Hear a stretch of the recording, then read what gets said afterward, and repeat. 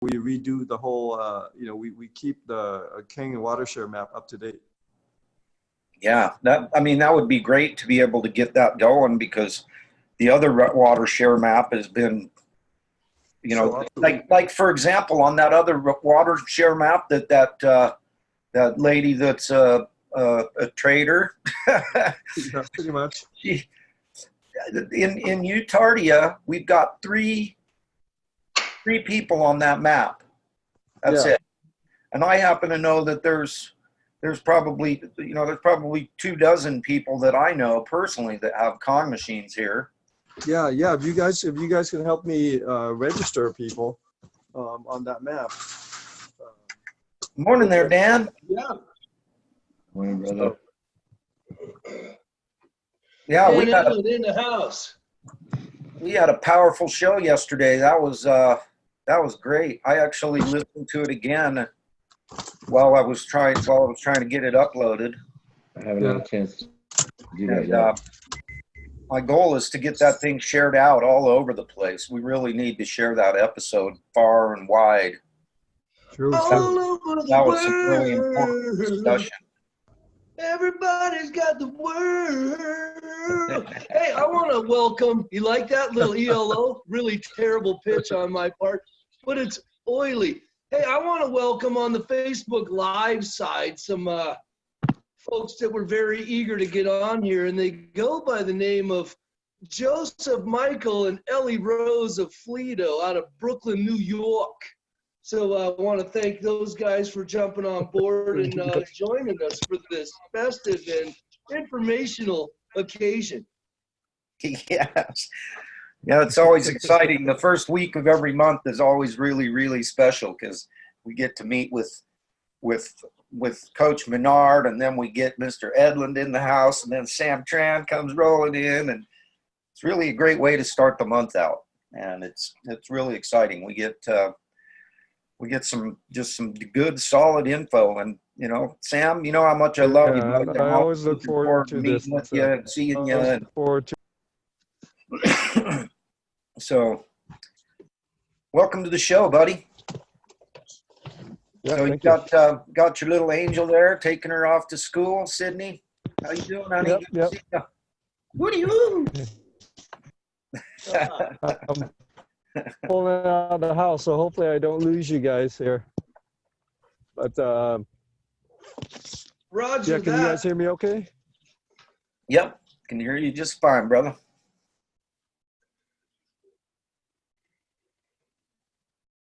Oh, it looks like you're freezing up. Weatherman promised us 12 to 18 inches of snow today.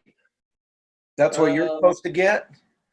Yeah, it looks like it might just be up in the mountains, because we ain't getting nothing, which is not bad.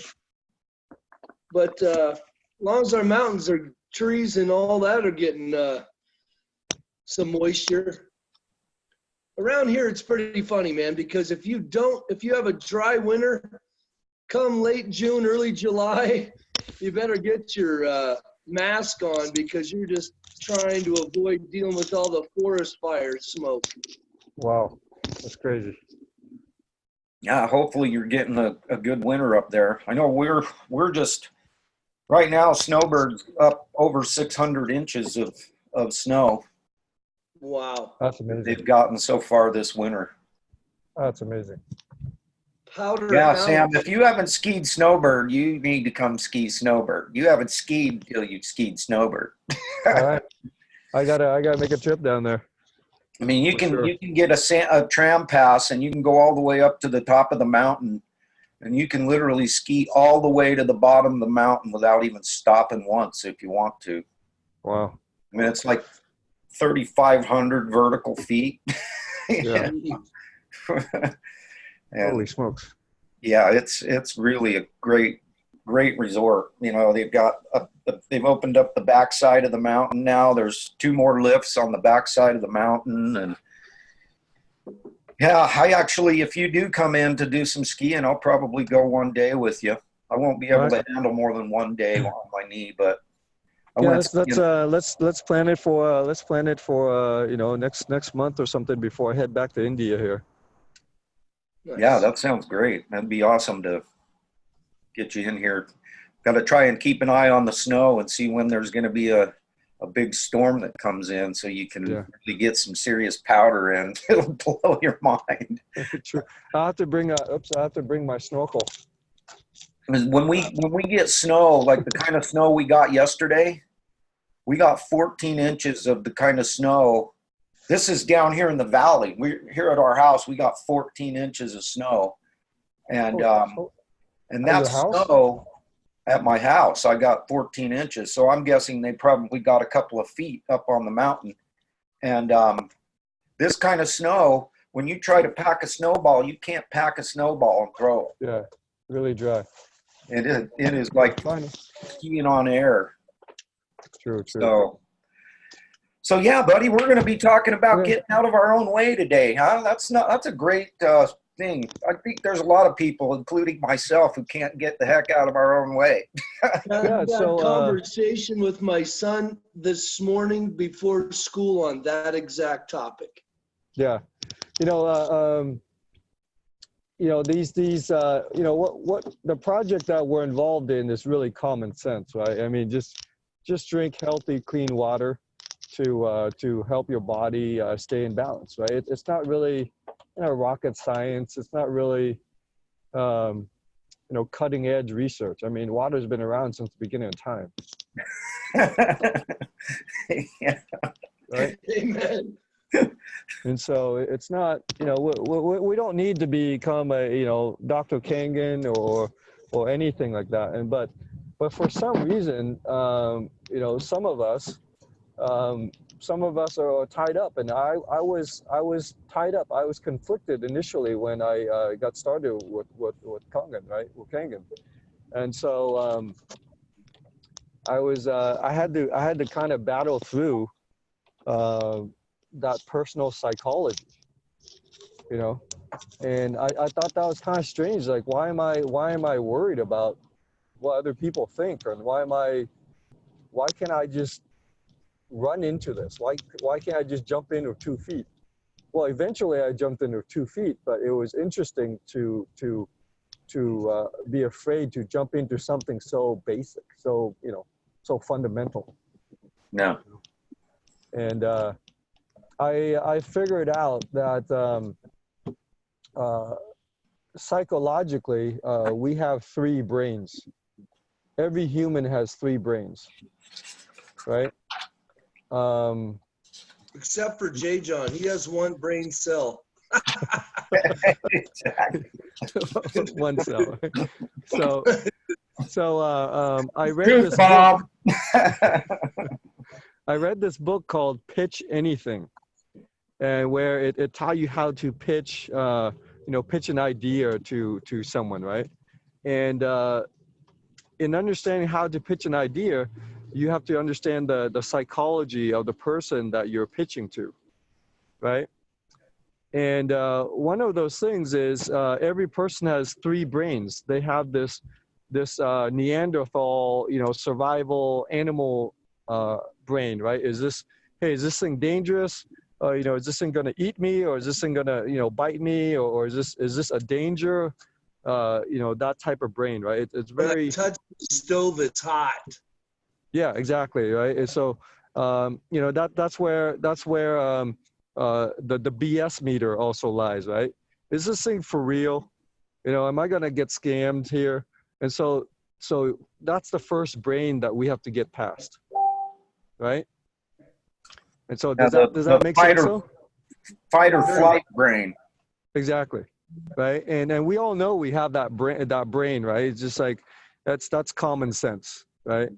And so the second brain that we have is a social brain, because humans are tribal.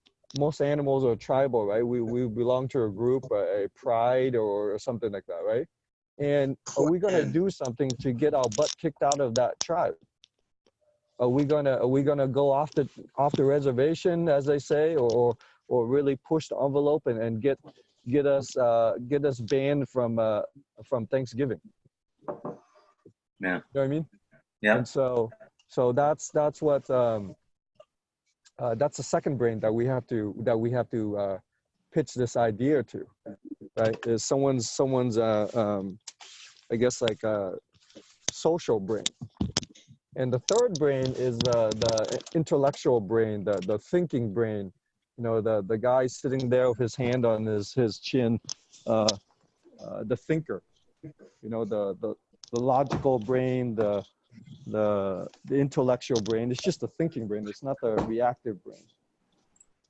So that's where my brain cell is. yeah.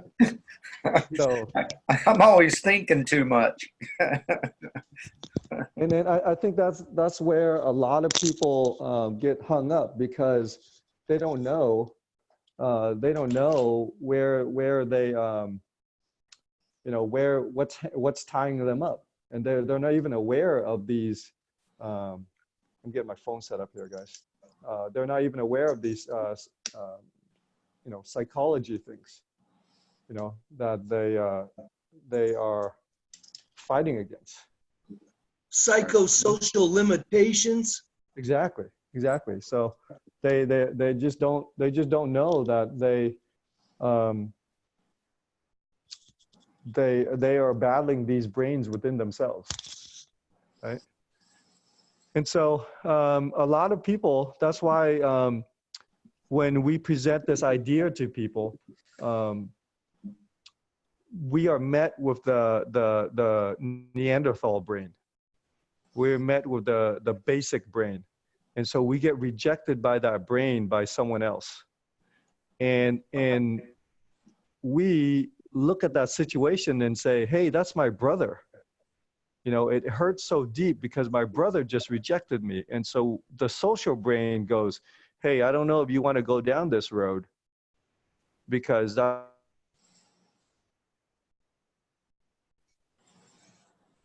J. John? Looks like he locked up on us. Yeah. He'll be back. No, I like it though. I like this. This is a big part of what my son and I have been talking about, about being able to not deal with frustration. For us, it's more of a faith versus fear thing. That fear in you, whatever brain he's talking about, maybe it's your caveman brain, but that. Did I lose you guys there? There we go. There you go. Now there you are. Yeah. So where did I leave off at? You were at talking about our family, and yeah. It hurts when our family's not interested or whatever, and yeah. That's about where you cut out. And that hurts so much because of our social brain. Our social brain gets that injury, and so we don't want to be the outcast. We don't want to be the lone wolf. Right. Right. It is harder to survive when you don't have family. The holidays are tough, and if you're a lone wolf out there, the holidays are super tough. Right. And so that's what we have a problem fighting past all that. And so most of the distributors kind of go into the shell that they love this product and it's just done amazing things for them. But for some reason, they won't open their mouth for fear of rejection. Right. So I understood that of myself. And I got to some point where I just called bullshit on the whole system. Right? Why can't we push the envelope? I mean, is water really that cutting edge? It's fundamental. I mean, we might as well be talking clean air. And who's going to argue that clean air is good for you? We're talking clean water. We're talking, something that the body needs. We're talking clean food. But we got to convince people, and then these intellects, they come in and they browbeat us, right? And I'm like, well, you guys are a bunch of just, brain smart, book smart people, but there's no common sense. There's horse sense. There's no horse sense, and that horse sense is that primal brain. Is this BS or not? Yeah. And so Right. my primal brain is saying the system is BS. The system I came from. Yeah. And You know, my, one thing about, in regards to that, Sam, that, you know, talking about how basic this is, Yeah. Our brother Rico, he put out a post the other day that I just thought was so brilliant. It said, your body is 75% water and the rest of you fits in here. And it showed a urn. And I was like, you know, that's just so perfect, because I remember Dr. Barry Ah has a video out there, and he talks about the fact that when somebody gets cremated, the part of them that's in that urn, that's the part of their body that wasn't water. yep, pretty much. That's And pretty so, much. yeah, it's, you know, basic. Yeah. It's too And basic so, for people. yeah.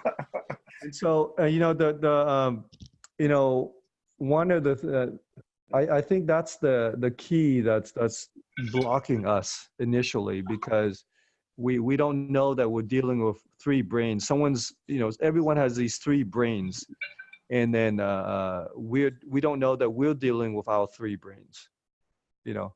And so the first thing of dealing with any problem is recognizing, you know, what the cause is. Yeah. Right. And the cause here is, for most people, it's a social brain. You know, your social brain is being attacked. He's like, wow, you don't want, you're the guy with the tinfoil hat in the street corner, right? I'm like, Right. dude, I'm talking about water. It's like, what the? Yeah, I think you're the guy with the tinfoil hat. You think this is out there? You know, you're the guy pushing drugs, and you're the guy pushing cutting people up, and you're the guy pushing radiation and chemo on people. I think you're the one with the tinfoil hat. Exactly. And it goes back to that indoctrination of our society. People have lost the ability to think for themselves, or they've not lost it. They've just let it go, or maybe have been just conditioned to believe that ain't it. We're just supposed to believe the machine. Yeah. And that machine produces fear. It produces doubt. Exactly. Just follow us. Just do what we do. Take the chemo. Take the surgery. Don't think for yourself. Don't go to a chiropractor and get adjusted, and maybe go to a massage therapist. Let's just do a back surgery that we all know 40% of those are a waste of time after the fact, if not more, you know, hurtful at the end of it all. True. And that's what, you know, I just, JJ, I just put this article out there on Facebook about all these doctors saying that they're burned out because of moral injury. Yes, right? I read that. And that's not me saying that. That's just a bunch of doctors saying, hey, we're fed up with the system. It's here to make money. It's not really here to cure patients. And so you know, I had a doctor last year that got mad at me for saying that word, moral injury. And I was like, dude, you're so blind. You're so in your head about this that you can't see that the problem is real. Just because you don't feel moral injury, there might be other doctors, other clinicians, other professionals out there that feel it, you know? Yeah. And so he, quote unquote, unfriended me, right? But here's the article written. I you know, I don't know why it comes off my news feed, but it came across my news feed, and it was interesting that a bunch of doctors just are they see it's the system, and they're just getting ground. They're just getting ground down, you know. Yeah. Well, it's a lot like a lot of the soldiers that are out there. You know, we know full well that there's a lot of soldiers that are committing suicide. Yeah. And it's because of that moral injury right there that you're talking about. They go into something thinking that they're doing the right thing, that they're doing a good thing, and then they actually find out the truth, and crisis of conscience. Yeah, crisis of conscience. Yeah, and so that same thing is happening in the system, the healthcare system.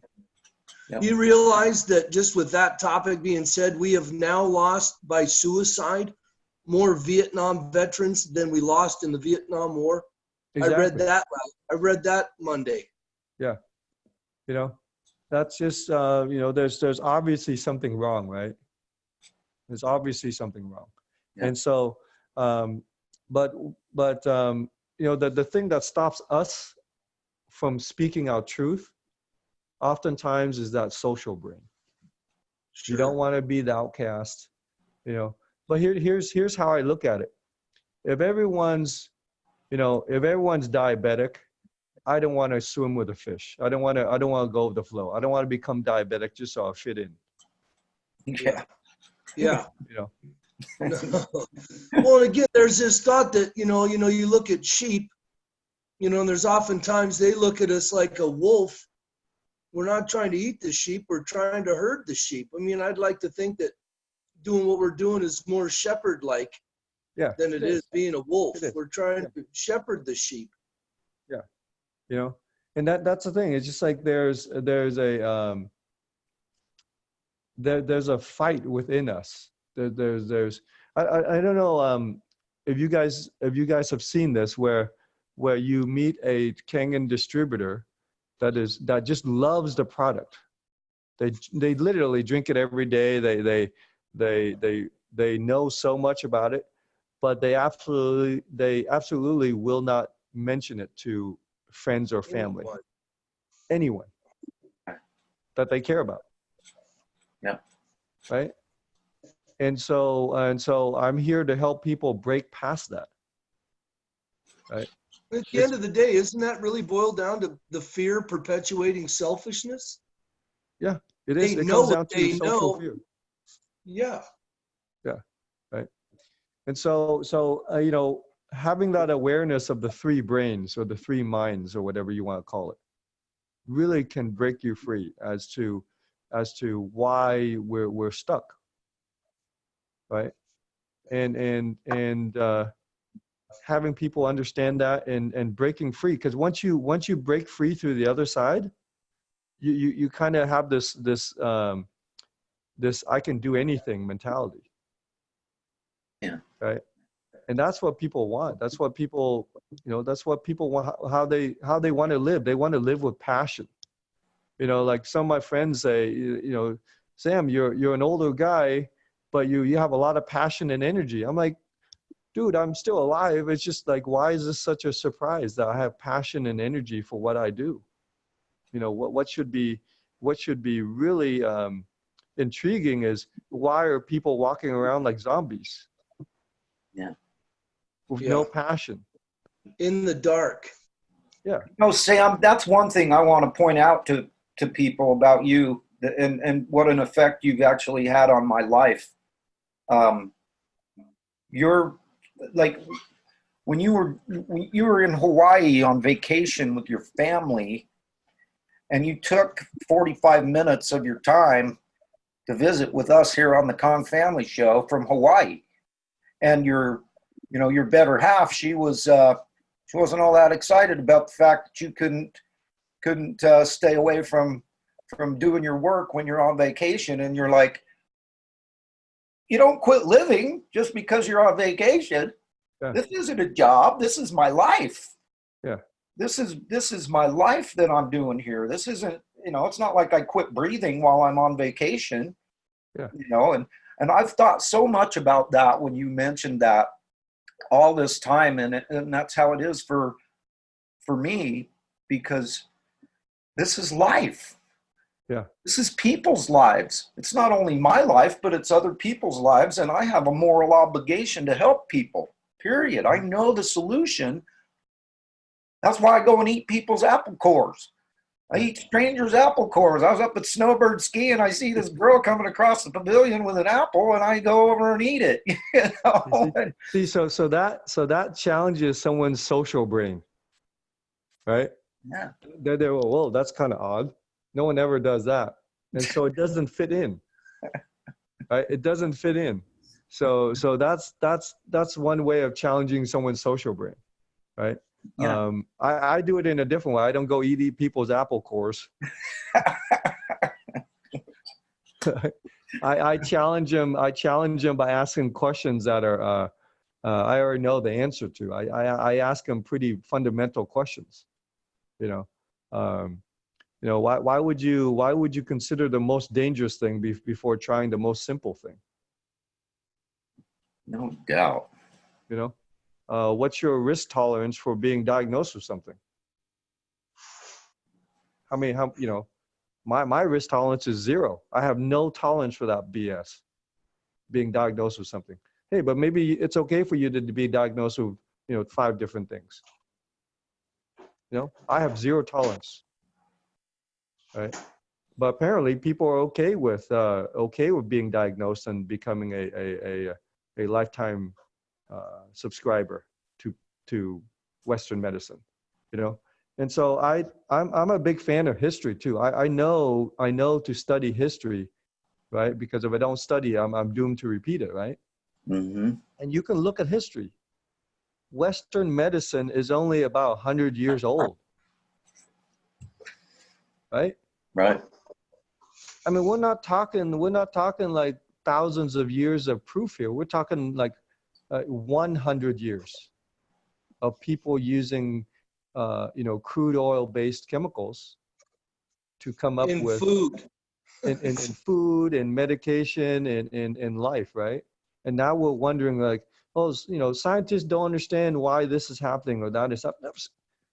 Scientists never understand because we work with theory and hypothesis.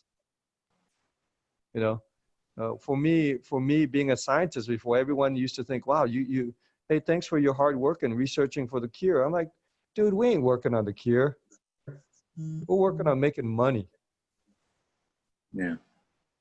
I don't work for a nonprofit. I work for a company that makes billions of dollars a year. Let's just call it what it is. It's a business. It's a hustle. Yeah. Right? And people's like, wow, like that's pretty frank. And I'm like, well, I'm not frank, but I just told you something. You know, that's just real. That's what it is. And people's like, yeah, but how could you do that? Well, it's a business, just like any other business. Starbucks sells coffee to make money. Right. McDonald's sells hamburgers to make money. Yeah. Right? It revolves around the money, and then you follow the money, and you're like, oh, that explains a lot. But there's the way that I speak is like, to some people it's very sharp, it's very cut, like very direct. It's like I don't, you know, I'm a professional BS spotter. Yeah. Right. Amen.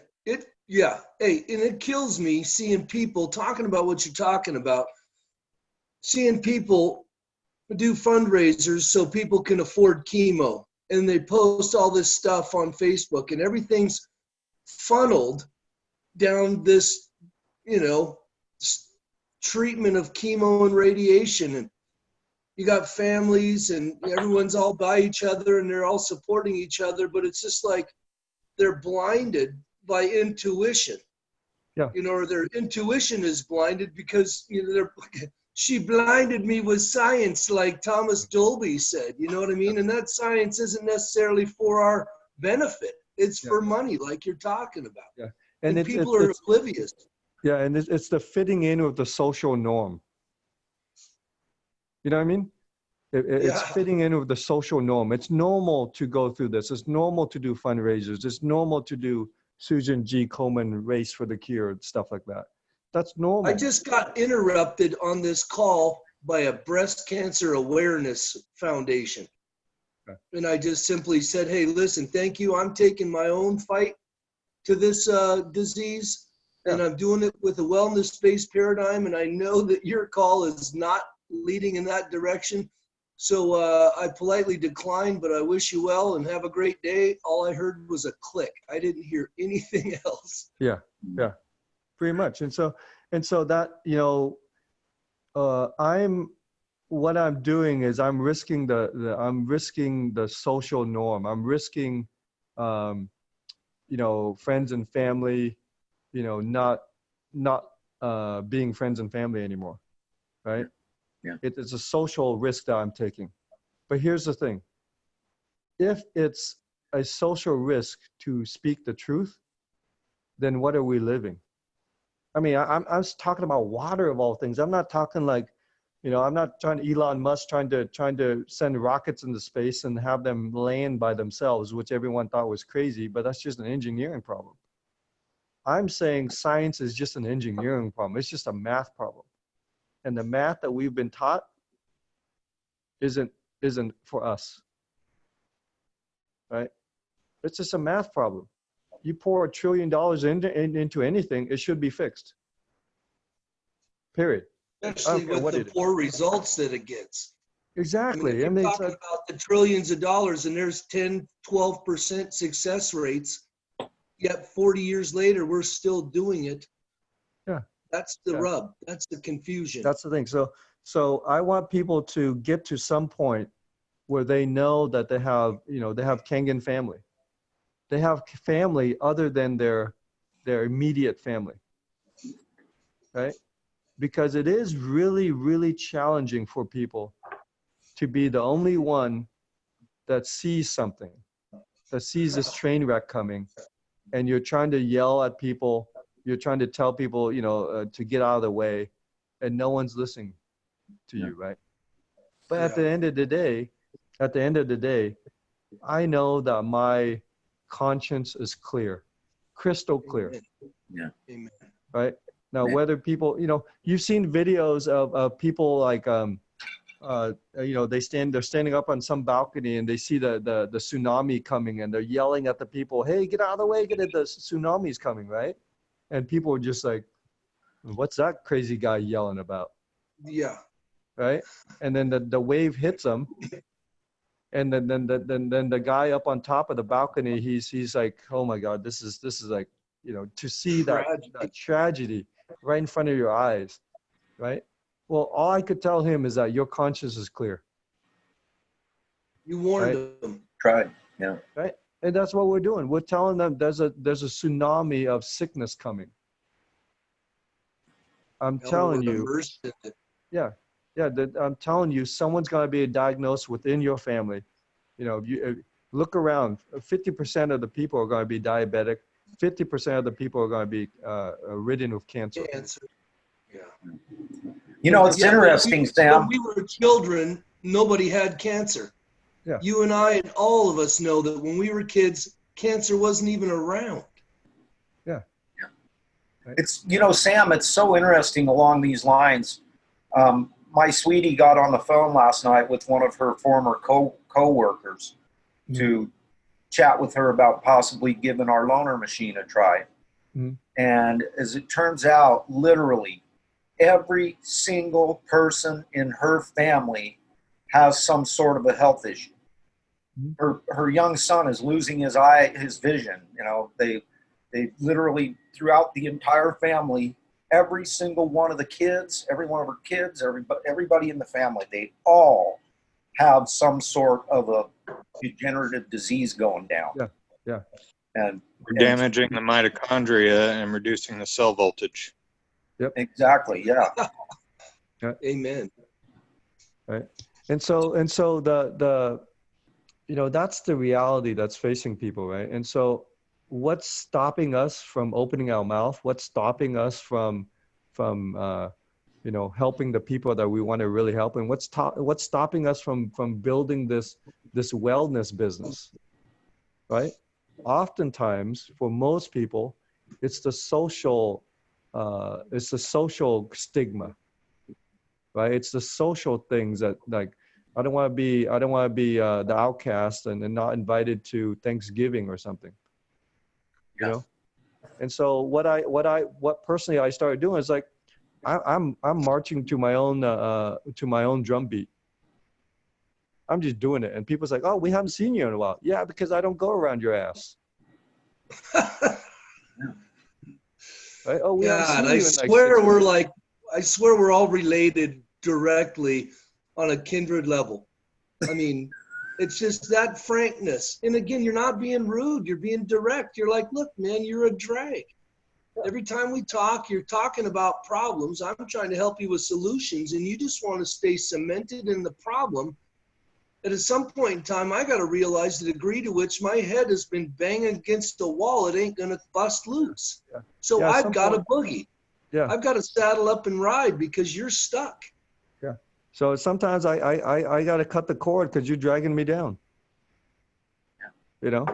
And then people wonder why I don't call them, or why, you know, I never see them again. And it's like a family reunion when I go have dinner with my in-laws or my family. It's like, where you been? Pretty much everywhere around the world. Just not your house. Yeah. Have I told you I loved you today, Sam Tran? Oh, I just absolutely love that. That is so classic. I'm going pretty much everywhere around the world, just not to your house. Beware the energy vampires. Yeah. Oh boy, blood suckers. And you know, there's this breakthrough that I had, and I wish people would have this breakthrough, but I paid a high price for my breakthrough. I hit my head and went into a coma, right? And so I literally died and went to heaven and came back, and you know, there's everyone is afraid to die, right? I mean, there's this whole coronavirus BS that's going around. Well, actually, it's not in the news this week. Surprise, surprise. The problem must be solved because now we're on the impeachment stuff. Yeah. Like, who cares? It's all theatrics, you know. But here's the thing. I paid a high price, right? And luckily, I came back and got a second chance. And so I don't fear death. Death, you know, actually, when I hit my head and went to a coma, I didn't feel anything. Like, you know, the circuit breaker got thrown and everything went dark, right? Yeah. And so I didn't feel my head with like what was, you know, you would think your head would really hurt after hitting it so hard that you go into a coma, right? But it didn't hurt because there's this circuitry in our head that we get to some pain threshold, the circuit breaker trips, and we don't feel anything. You know, it's interesting that you say that, Sam, because we happen to have the Voltinator in the room right now. And hey, Voltinator, what do you say about that? What happened? What the circuit breaker got flipped, so the voltage got shut off. What happened? So the body has protective mechanisms, right? Yeah. And Sam talks about how he went to heaven, and that's absolutely a real thing. What he's talking about is that connection between the brain and the nervous system, but that creates think of it like a voltage gate. The soul is where the mind meets the spirit. And so whenever I'm talking about the nervous system, I'm talking about like people being able to direct energy, or, you know, use positive affirmations to try and heal their mind and heal their body. Like, you can do all this stuff to improve your physicality. You were born with an immune system, but if your head's still sick, your body's still going to be sick. Mm-hmm. Yeah. So yeah, you shut something off and you don't feel anything. Personally, I think that's grace. Mm-hmm. But you damage that system, the computer has to reboot. Mm-hmm. And so if you can't send those signals out, if that mainframe isn't functioning properly, then the body's going to protect, draw in, and everything's going to go blue screen. Mm-hmm. Yeah. And, you know, and this happens, you know, with people that have emotional trauma, not physical trauma, but emotional trauma. Their brain, their recording system just blacks that out, right? Because the emotional trauma of some childhood abuse or something was so great that it's not even in your memory. It's there, but you can't access it. And so it's the same thing physically happened for me. I got to some point where I went to a different place and I came back and I lost this fear of death. I lost this fear of death. And when you lose that, you have a new awareness. You're not worried about rejection. Yeah, I literally, I'm not afraid of death. So you think I'm going to be afraid of someone saying no? Right? It's just like, we're talking about water here. We're not talking about some new math program or some new computer system that I'm trying to sell to someone. It's water, right? And so I'm going to tell people, and then I'm really not, I care so much that I don't care about their response. Yep. Right? I've become detached. Right? And once you become detached, then you're free. You're detached from suffering. You're detached from other people's opinions. You're even detached from your own opinion.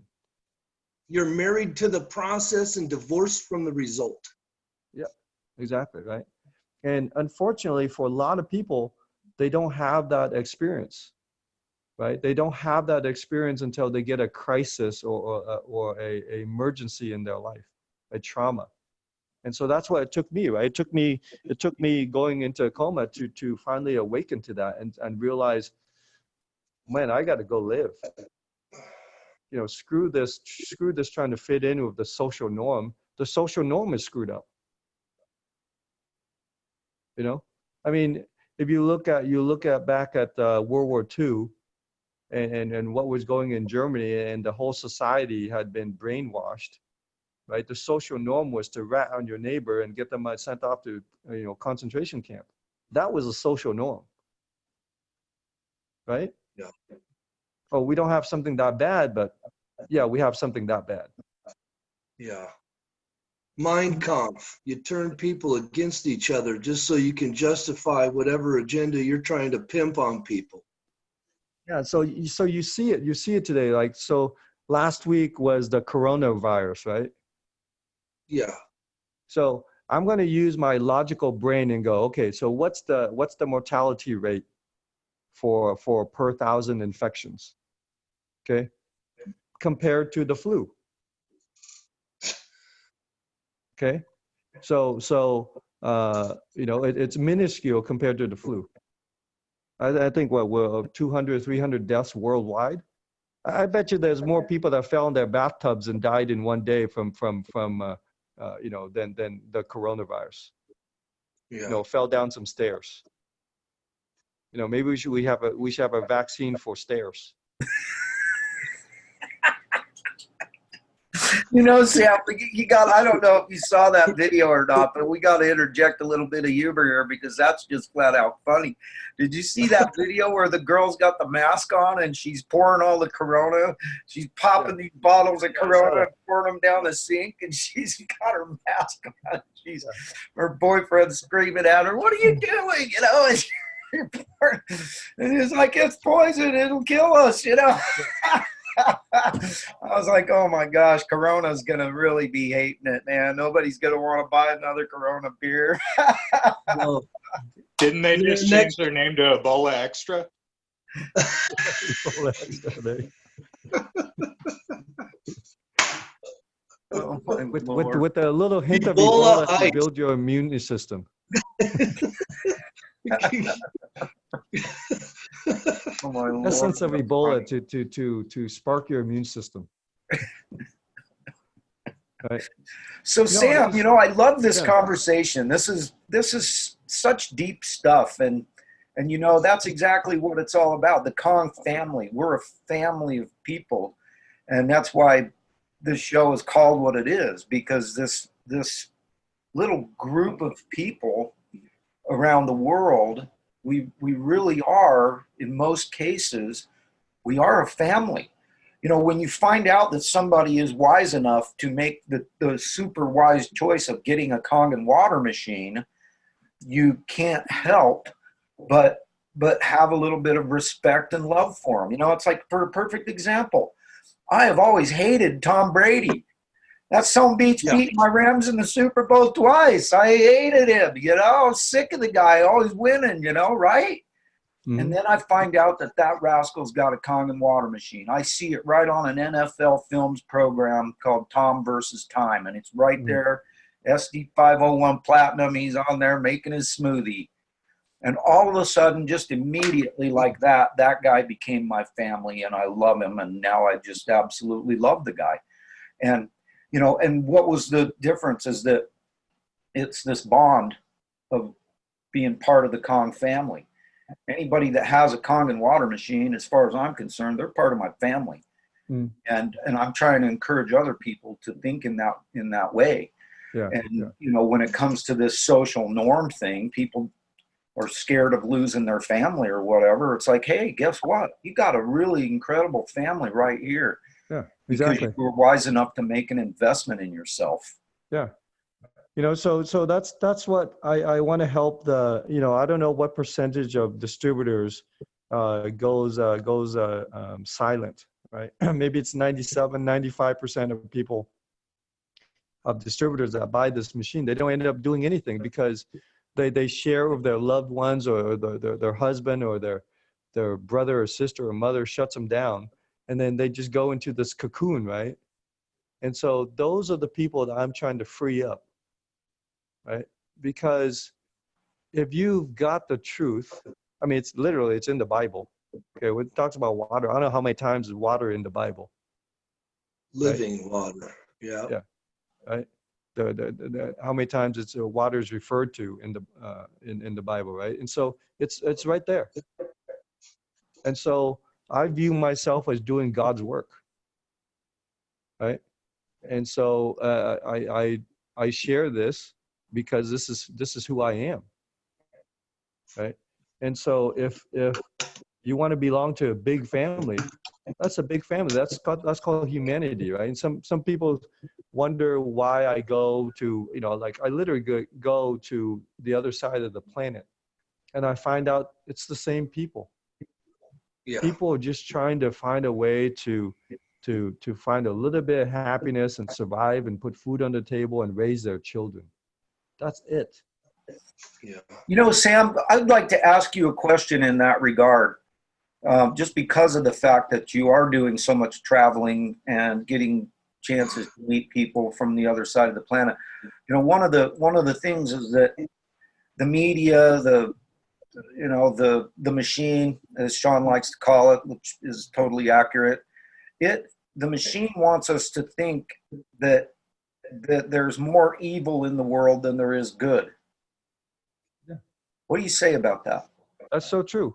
You know, fear, if you go back and study, right? If you go back and study history, fear has been a very effective tool. You know, from the days of the Egyptian building pyramids, you know, basically everyone was afraid of the crack of the whip, right? Yeah. And so that was a physical type of oppression, right? You got strung up if you didn't, you know, you got whipped to death or whatever, right? That was a physical oppression, right? And so now we're into another type of oppression. We're into like a mental oppression. You know, they could roll out this coronavirus thing, whether it's real or not. I think it's real, but the impact is not that big. But here's what, you know, everyone probably run out to Home Depot and buy their little face mask or whatever, you know. It's not even airborne. That's what people don't want to accept. Well, it's the thing is, it's that virus, that coronavirus, has to survive in this environment. Okay, let's say some space alien comes to this planet, brings some new unknown virus, right, and starts coughing over everyone, right? Well, that virus has to earn the right to survive on this planet. And I'm telling you, there's a lot of things on this planet that will kick that virus's ass, because you got to earn a right to survive on this. You know, you gotta survive on this planet. It's not an easy game, right? And so what I'm telling people is that coronavirus has got to survive too, right? And it's not that big of a threat like it is. It's like whatever, Ebola, whatever, you know, it's just all these things are made to make us fear. The only thing that it will cure us is Mother Nature and our immune system. Amen. Not some guy in a white lab coat and or a suit and tie that's going to be some authority figure that's going to save us. You know, of all the saving. Yeah, who's patented the vaccine? Yeah, with all the saving and the heroics, it just seems like the world is more screwed up with all their heroics. Hey, Sam, I've got something that I was wondering if you could elaborate on that for a second. Sure. So we always say in the clinic, like, soft tissue heals, but the nervous system remembers, right? Yeah. So if you've got good voltage and you don't have an itis or an ISIS or anything like that, your stuff's working properly. Yeah. And your immune system has encountered some microbes, Mhm. right? Does the immune system then keep a record? Does it or does it not keep a record of every germ, every microbe that it's ever defeated, so that if it enters the body again, it can fight it off? Yeah, it does. Yeah. So the first time, what was it, the Th1, Th2 response, right? Go. And so the first time you see something, you might not be, your immune system might not be the most adept or the most aware, but that second time it sees it, it's going to mount a massive response.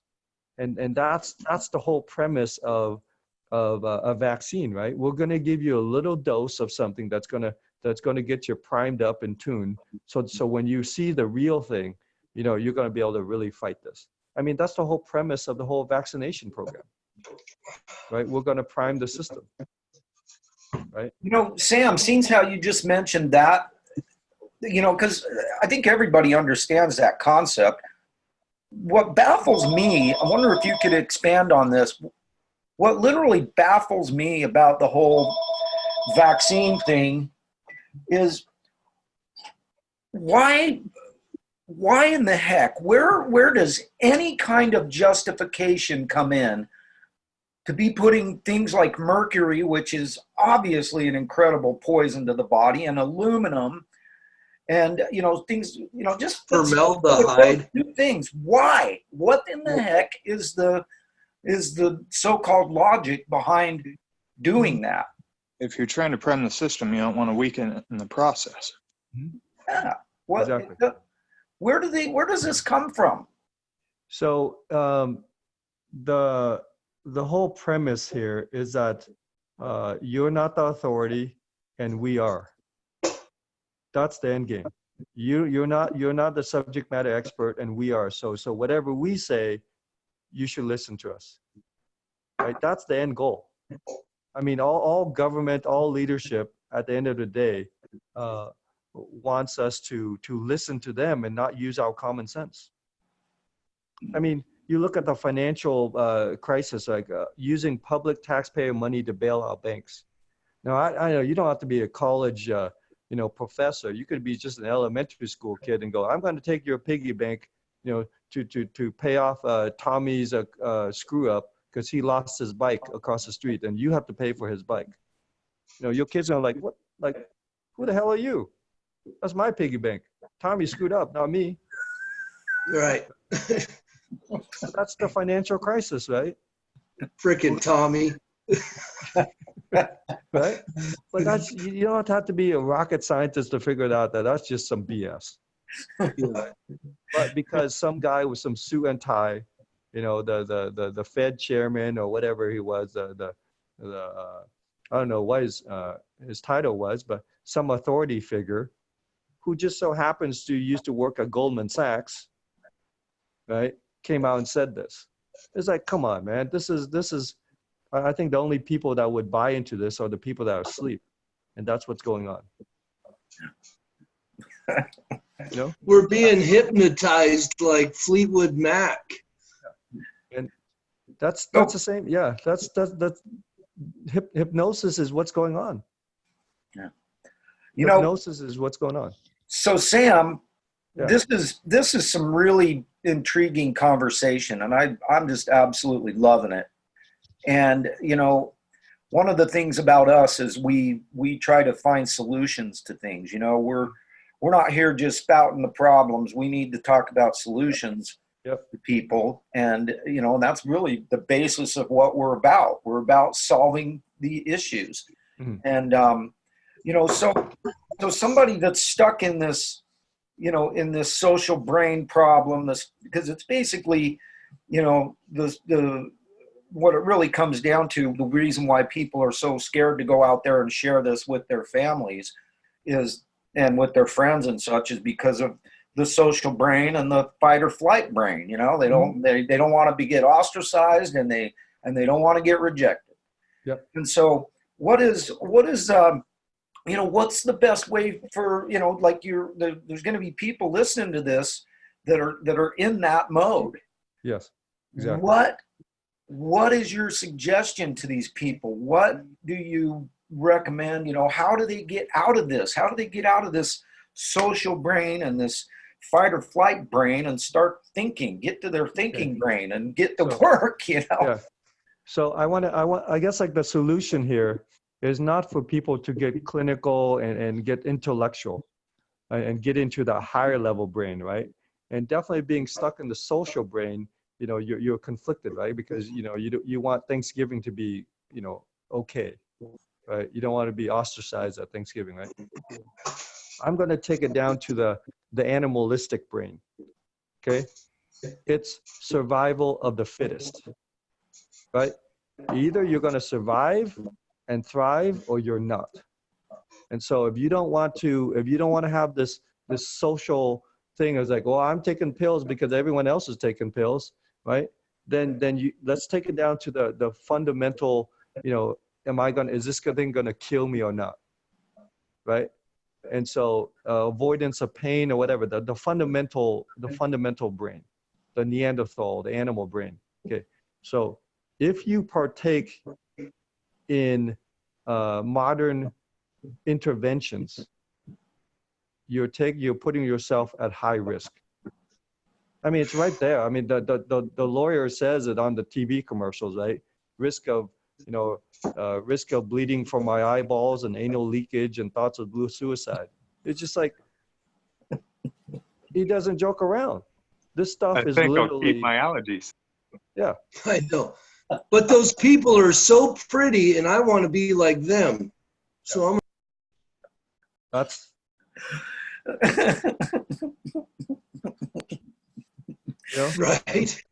And so how to get out of this this paradigm or this conditioning that we're in is bring it down to the fundamental survival brain. Okay. If you take medications for 20 years, right, it probably won't kill you, but your life is going to suck. Right. And fundamentally, no one wants a sucky life. Right. And I tell people, take it down to that basic level, right? It's, hey, if you want your life to suck, then go ahead. Like, give all your money over there. Listen to the people that haven't solved anything. Right. Right. Because treatment makes money. Right.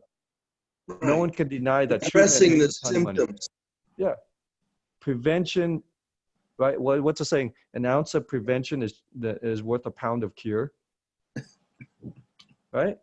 Yeah. I mean, these cliches last through the eons, right? They last thousands of years because they might be true. No, they are true. That's why they last. That's why we're still talking about them. Right. You know what's not true? What's not real? Wait 1 year. Let's see if coronavirus is still in the news. Yeah. Shoot, it won't be here next month. Because next month there'll probably be some, Zika part 2 or something like that. Well, can I touch on that? Just considering that I've learned that it ain't an airborne virus. It's more of a contact-based thing. And I'm like, okay, if that's the case, and if all I got to do is to disinfect, it's pretty reassuring knowing that I've got 2.5, the most powerful disinfectant on the planet that I can have at my risk, at my reach, and I have it everywhere I go. Exactly, right? And so then it's just fear then. It's just fear. So I tell people, so between love and fear, choose love. Word. The fear is going to kill you. It's lethal. Yeah. Right? And fear is so contagious on the masses. I mean, it's, to make a video go viral, like on the YouTube video go viral, right? Or Instagram, you become, you have 1 million followers or something. Well, that's what they've done with the coronavirus. They made it go viral. Not in the sense of, biologically viral, but social media viral. The coronavirus is a big hit. Yeah. I mean, how else do you get you get the mass population to wear, sheets of paper on their face, right? and everyone goes into a panic, and we lock up a cruise ship of like 5,000 people because one dude had like a little fever. Or we build dirt mounds around people in China to keep them in. It's just like, wow, the hysteria is reaching fever pitch, right? No pun intended, but right. Fever pitch, right? That's what happened. I mean, it's much ado about nothing, basically. And I look at it as it's such a good mind control exercise. You think about it, right? It's such a good mind control exercise. Biologically, this thing doesn't do jack. I'm sorry, yes, 200 people got, 200 people died, but they were probably immunocompromised to begin with. Yeah, exactly. Right? And so they would have died from, I don't know, something else. Right? And so wow, that's such a good con job on the whole world. You think about it, it's such an effective way to, like, fear is so effective, man.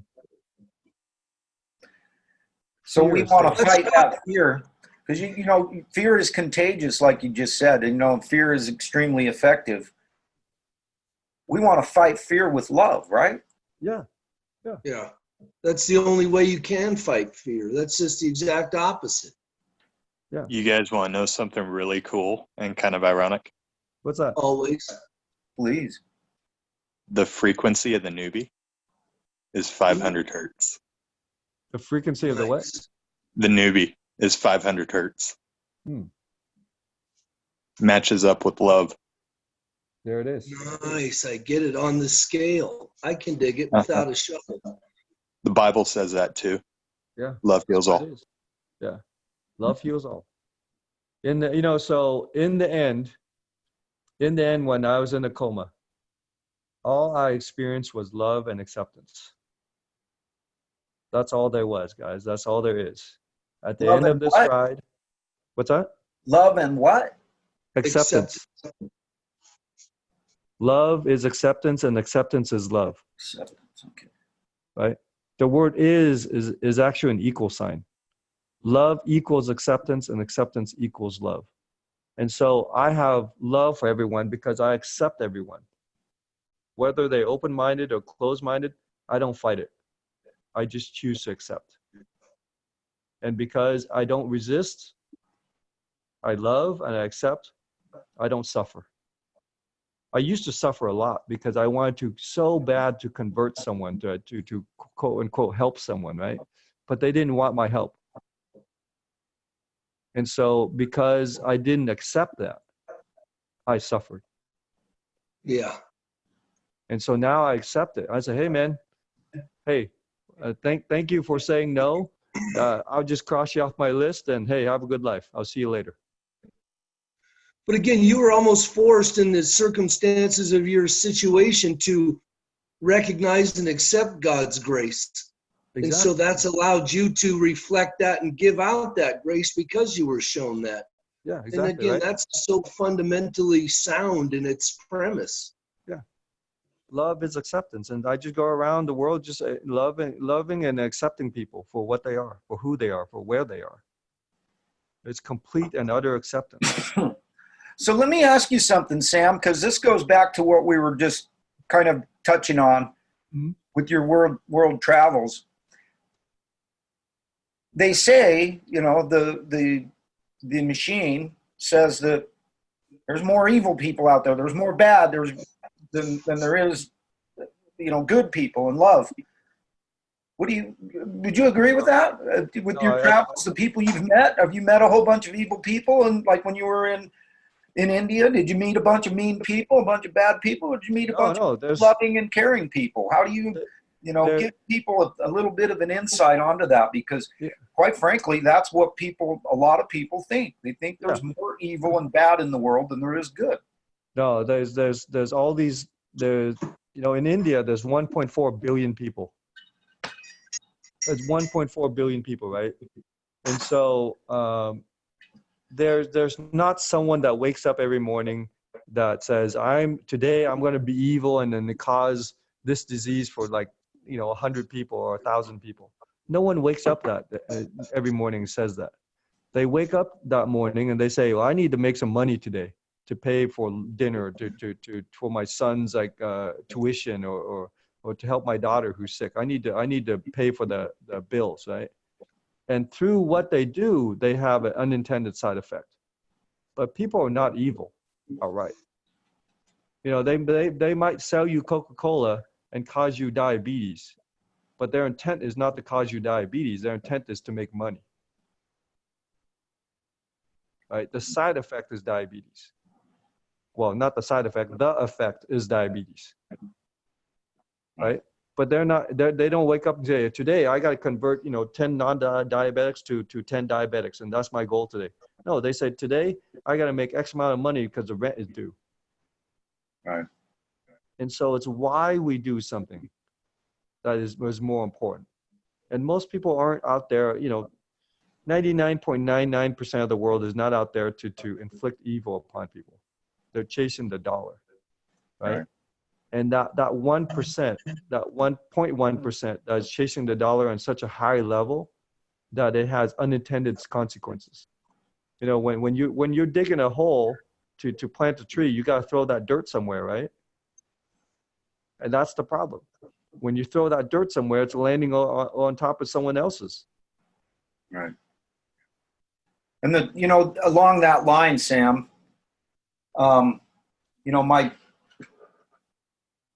my question and my thought process in that was that, are there more evil or are there more good people in the world? And the truth of the matter is, and I know for a fact that people have a really hard time grasping the concept that there are evil people in this world.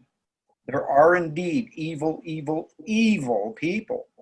My point to people is that there are a lot more good people out there than there are evil people. And for anybody out there who says, oh, that's BS, Jay, there's no evil people in this world, all I say is read this book right here. Read this book, World Without Cancer. Yeah. If you read this book, you will see beyond any shadow of a doubt evil. The whole second half of this book is nothing but evil. Yeah. And like even our founders referred to government as a necessary evil. Well, if you believe that evil is necessary, then you have to believe in evil. If you believe government is a necessary evil, then you need to believe that evil is necessary. Yeah. And the truth is I say evil is not necessary, but it just is. And but I believe also that there is way, way, way more good in this world than there is evil. Yes. And like Ian and I were talking a couple days ago, Hollyweird, as I like to call them, they like to make movies about what they want America to be, what they want the world to be, not what the world actually is. And that there's a lot of that kind of stuff, and that stirs a lot of this social brain stuff and this fight or flight brain stuff, when really and truly there's a lot more love in the world than there is evil, and there's a lot more love than there is hate. True. And but the greatest trick the world ever pulled was convincing the devil convincing the world he doesn't exist. Yeah. There's good and bad out there, guys. I choose to stare at the good. I'm perfectly aware that there's good and bad, out there. And what is perpetuated in our society with all the social media now is the fear of the bad. The worst thing that can happen to you is that you die. Right? Fear of death. Right? The worst thing that is that your life ends. Okay? Well, if your life ends and you believe in a creator, guess what? You go meet the creator. I've literally I've literally died and went to heaven and came back. Luckily I got a round trip ticket. Usually it's a one-way trip, right? Yeah. It's not the dying that I fear. because I've lost that fear. Because death is all love and acceptance. That's where you go. You go back into your spirit. The human shell ends, right? The human shell game ends, and you go back into your spirit. You live in eternity, in love and acceptance. The fear now is not being able to recreate heaven on earth, right? And that's the only fear that I have. I want to help people create as much heaven on earth as possible, right? And so I don't fear death. I fear not living or having a chance, but with the chance I am given, I'm taking it. I'm taking that chance. And so some people, they don't want to take their chance, and I accept that too. It's okay, you know? But yes, evil does exist, but try not to become a PhD in it. Right. Don't be overcome with evil, but overcome evil with good. That's right. Amen. God is love. Jesus was God in the flesh, an example of how to walk. So love other people. Stop judging. Exactly. Right? And it's acceptance and love. Love is acceptance, and acceptance is love. So, Man, I love it. What a great way to round this baby out today. This is a good one right here today, as it always is. And I definitely want to share this out and encourage people to listen into this, because this is such powerful stuff, Sam. And I'm just so grateful that you come in here once a month and share all this awesome sauce with us, I mean, yeah, it's just, we're all just messengers. We're all just escorting each other home. At the end of the day, we're just all brothers and sisters in this short life that we have, and we're escorting each other home. Because we're spiritual beings with a human existence, trying to realize our spiritual world, right? And once we recognize that, then we just try to help other people see that. And it's not the division that gets us, right? The division is what they're trying to promote, right? Whether it's political division, Divide and conquer. virus, divide and conquer. But in the end, we're all one. Yeah. There's nothing but one. There's no two. There's a oneness, and we're all spirit. Yeah. And Bob Marley summed that up. One love, That's one right. heart, let's get together and feel all right. I couldn't help it. Could not There you help go. That's it right there. Well, I love it. Before we jump out of here, does anybody else have anything they want to ask Sam, or anything to add to this awesome discussion we've had this morning? Sounds like everybody's good. We are the Kong family. We're here to change the world. Shawn, how are we doing it? One glass of hydrogen-rich, oxygen-saturated, supremely hydrating, 9.5 at a time, and I thank you kindly. Amen, brother. One lightning bolt in a box, one incredible guest, one amazing family, one informative show at a time. So kids, get out there, change the world, starting with your own, and do not forget your hugs. You gotta have your hugs, kids. What do you? Oh, I love you guys so much.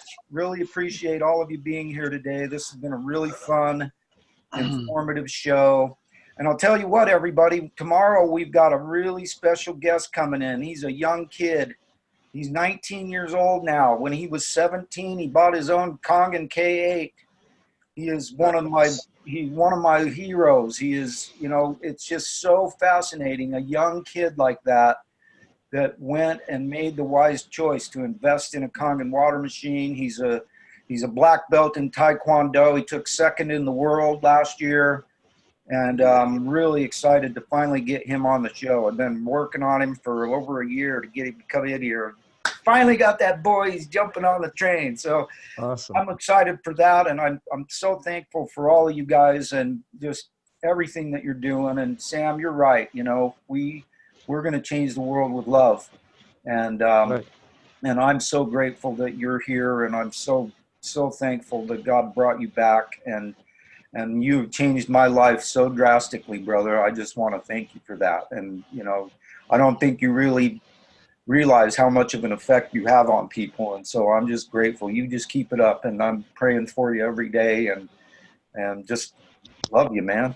I just want I want nothing but the best for you and your family, and you know, just there's certain people in this world that are so life changing, and you're one of them. And I love you, and I Well, appreciate thank you so much, JJ. I appreciate you so much, and I love you guys so much for you know, having this venue, having this medium to help people realize this stuff. You know, the impact that we make is a huge impact. We might not realize it in our time.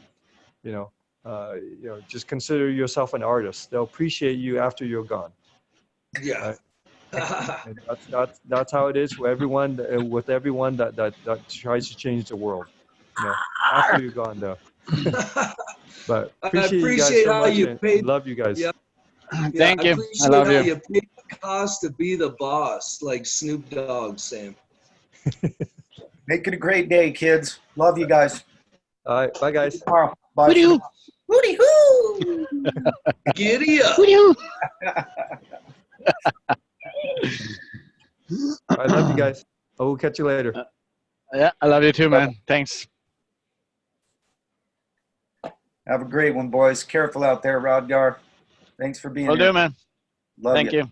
Bye for now. Bye-bye.